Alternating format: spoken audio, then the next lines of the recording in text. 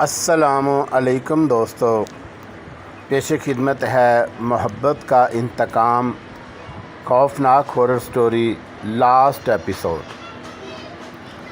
کاش کہ جب تک میں زندہ ہوں تم ایسے ہی مجھے روز صبح جگانے آیا کرو۔ ساحل کی اس بات پر سحر کی آنکھوں سے آنسو نکل آئے، لیکن اس نے یہ آنسو ساحل کے سامنے ظاہر نہیں ہونے دیے۔ اس نے ساحل کو کہا کہ چائے ٹھنڈی ہو رہی ہے، چلو چائے پیتے ہیں۔ ساحل ٹیبل کی طرف بڑھا اور چائے کا ٹرے پکڑ کر بیڈ پر رکھ دیا اور ساحل کے پاس بیٹھ گیا۔ ساحل نے سحر کے ماتھے پر پیار سے بوسہ دیا اور بڑے اطمینان سے چائے کا کپ ہاتھ میں اٹھا لیا۔ اس نے کپ اپنے منہ کی طرف بڑھایا اور چائے کا گھونٹ لینے ہی والا تھا کہ سحر نے زور سے اپنا ہاتھ چائے کے کپ پر مارا، جس سے کپ زمین پر گر کر کرچی کرچی ہو گیا۔ ساحل سحر کی اس حرکت پر بہت حیران ہوا اور غصے میں سحر کی طرف پلٹا ہی تھا کہ اس نے دیکھا کہ سحر زاروں قطار رو رہی ہے۔ اس سے پوچھا کہ تم رو کیوں رہی ہو اور تم نے میرے ہاتھوں سے چائے کیوں گرا دی؟ سحر بولی کہ میں نے اس چائے میں زہر ملا دیا تھا۔ ساحل کو اپنے کانوں پر یقین نہیں آیا کہ اس کی بیوی جو اس سے بے پناہ محبت کرتی ہے، اس کی چائے میں زہر کیسے ملا سکتی ہے؟ ساحل نے پوچھا، کیا میں نے تم سے کوئی اس بات کی وجہ جان سکتا ہوں؟ تو جواب میں سحر نے اس کو روبی کے بارے میں اور قبرستان میں گزاری ہوئی پچھلی رات کے بارے میں سب کچھ بتا دیا اور کہا کہ تم نے روبی کا قتل کیا ہے اور اپنے دوست انسپکٹر فرقان سے تم نے سارے ثبوت غائب کر دیے ہیں، جس وجہ سے تم اس کیس سے بری ہو گئے تھے۔ میں نے روبی کو انصاف دلانے کا تہیہ کر لیا تھا، اس لیے اپنے دل پر پتھر رکھتے ہوئے میں نے تمہاری چائے میں زہر ملا دیا تھا، لیکن تمہیں چائے پیتے دیکھ کر مجھ سے رہا نہیں گیا اور میں نے چائے تمہارے ہاتھوں سے گرا دی۔ فیضان جیسے ہی مسجد سے ہو کر گھر واپس آیا تو صبح کا سورج نمودار ہو چکا تھا۔ فیضان کی دادی سکینہ بی بی فیضان کے مسجد سے آتے ہیں اور اس کے کمرے میں چلی گئی اور اس سے پوچھا، فیضان بیٹا کیا بات ہے، تم ہم سے کچھ بات چھپا رہے ہو؟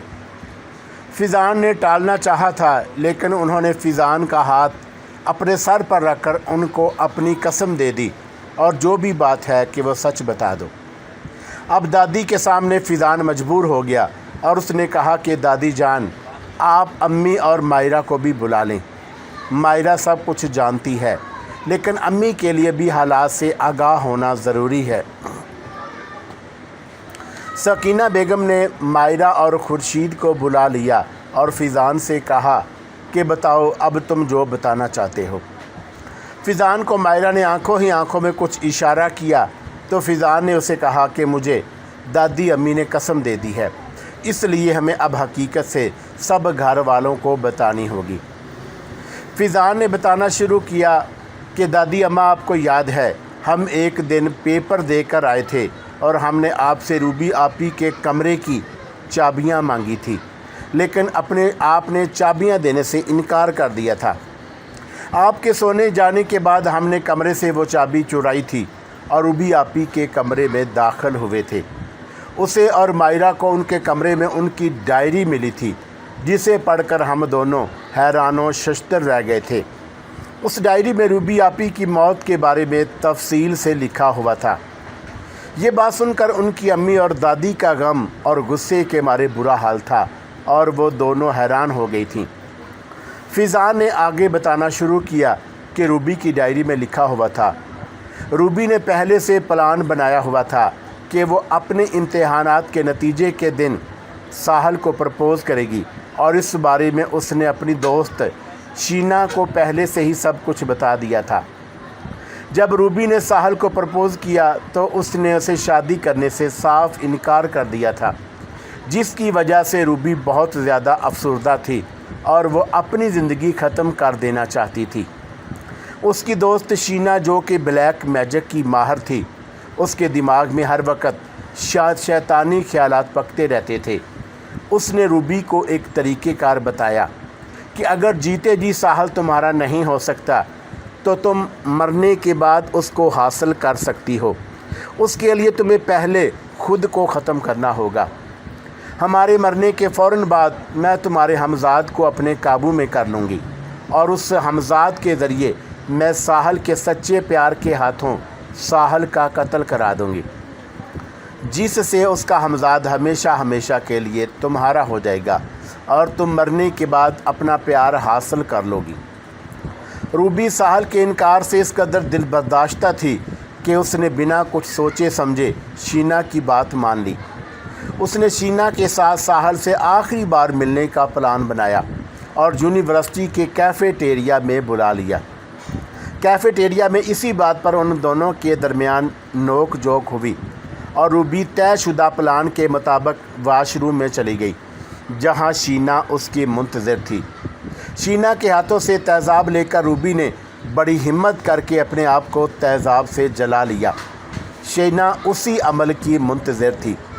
اس نے روبی کی روح کے منفی حصے یعنی اس کی شیطانی ہمزاد کو اپنے قابو میں کر لیا اور شرط یہ رکھی کہ وہ اپنا کام کروانے کے بدلے میں اس کو ساحل کی جان لینے کا موقع دے گی۔ یہ سارا پلان روبی کی ڈائری میں لکھا ہوا تھا، جسے پڑھ کر میں اور مائرہ حیران و ششدر رہ گئے تھے۔ جب ہم پہلے سے یہ ڈائری پڑھ رہے تھے تو روبی آپی کے ہمزاد نے ہمیں آ کر ڈرانا دھمکانا شروع کر دیا، جس وجہ سے ہم آپ کو یہ بات بتا نہیں سکتے تھے۔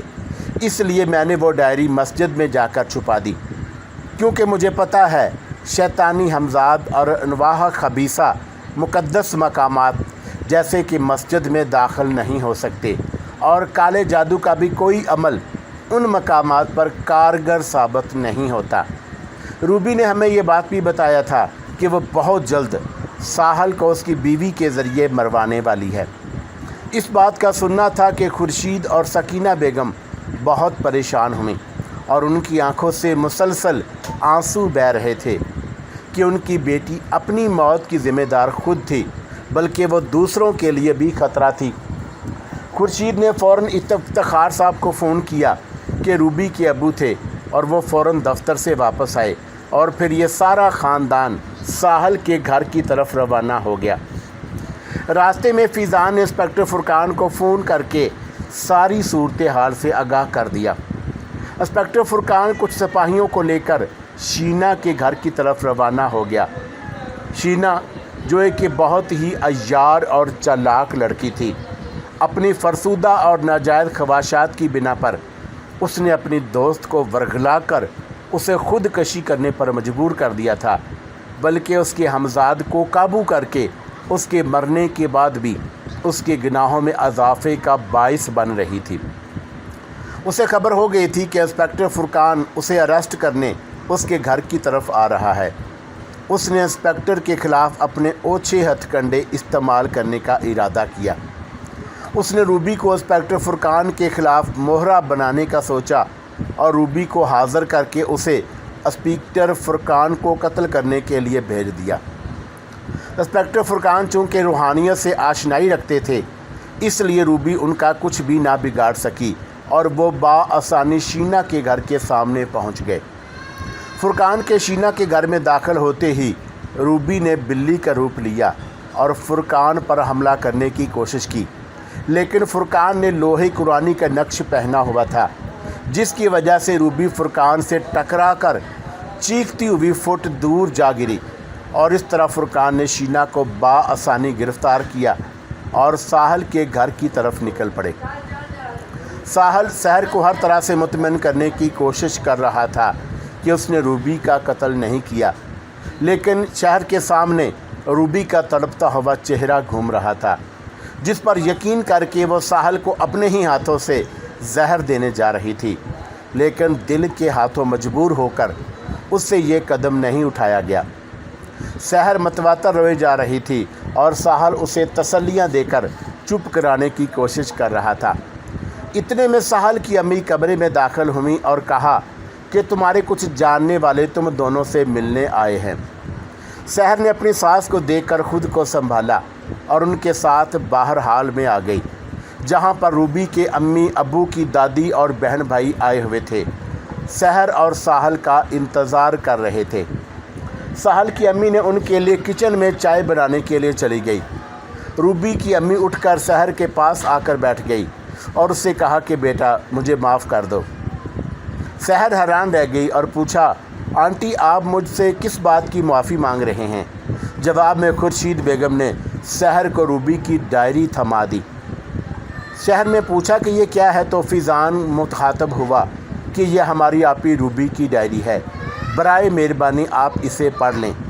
सहर और साहर मिलकर डायरी पढ़ने लगे और जो वो डायरी पढ़ते जा रहे थे उनकी हैरतों में इजाफ़ा होता जा रहा था। डायरी मुकम्मल पढ़ लेने के बाद सहर की आंखों से खुशी और नदामत के मारे आंसू आना शुरू हो गए। साहल ने उसके आंसू साफ़ किए और कहा कि इसमें तुम्हारी कोई गलती नहीं थी, बल्कि तुमने बहुत हिम्मत का मुजाहरा करके इंसाफ और ईमान का साथ देने की कोशिश की थी। तुम्हारे इर्द गिर्द हालात हैं इस तरह के पैदा कर दिए गए थे कि तुम्हें समझ ही नहीं आया सच क्या है और झूठ क्या, और सब वो इन्हीं बातों में मसरूफ़ थे कि साहल की अम्मी चाय बना कर ले आईं और सब ने उनको भी असल सूरत हाल से आगाह कर दिया। तो वह हैरान और परेशान हो गई कि आजकल की जदीद दुनिया में काला जादू और हमजाद जैसी चीज़ें भी होती हैं। लेकिन दूसरी तरफ वो खुश भी थीं कि उनके बेटे पर 2 साल पहले जो इल्ज़ाम लगाया गया था वो सरासर गलत निकला, और वो सब बैठे चाय पी रहे थे कि डोर बेल बजी। साहल की अम्मी दरवाज़ा खोलने के लिए गईं। कुछ देर बाद जब वापस आईं तो उनके पीछे पीछे इंस्पेक्टर फुरकान और सहर के अम्मी अबू थे, और कुछ सिपाही शीना को हथकड़ियों में जकड़े हुए घसीट कर अंदर ला रहे थे। रास्ते में इंस्पेक्टर फुरकान ने सहर के माँ बाप को सारी सूरत हाल से आगाह कर दिया था। साहल के अबू ने सबको बताया कि उनको हार्ट है, कभी रूबी की वजह से ही आया था, और उन्होंने सहर की शादी भी रूबी के धमकाने पर साहल के साथ जल्दी जल्दी करने का कहा था, क्योंकि रूबी साहल को उसके सच्चे प्यार के हाथों मरवा कर उसके हमजाद को हासिल करना चाहती थी। रूबी ने उन्हें धमकी दी थी कि अगर वो जल्दी से साहल से सर की शादी नहीं करेंगे तो वो सहर को जान से मार देगी। इस हकीकत के बारे में बताने के लिए उन्होंने सहर को अपने कमरे में भी बुलाया था, लेकिन रूबी ने बरवक़्त वहां आकर उन्हें इशारों में हकीकत बताने से मना कर दिया था। सहर की जान को ख़तरे के मद्देनज़र रखते हुए उसके अबू ने उसे हकीकत से आगाह नहीं किया था।